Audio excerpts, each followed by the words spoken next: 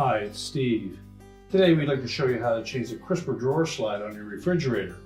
It's a really easy job. Let me show you how we do it. Now to change that glide, we simply need to open the refrigerator up. We'll remove any items that are in that crisper.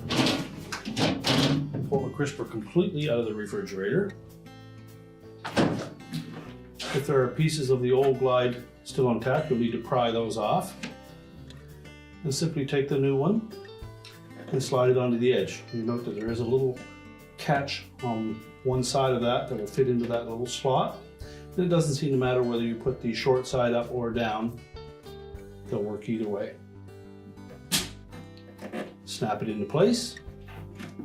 We can then put the crisper drawer back in.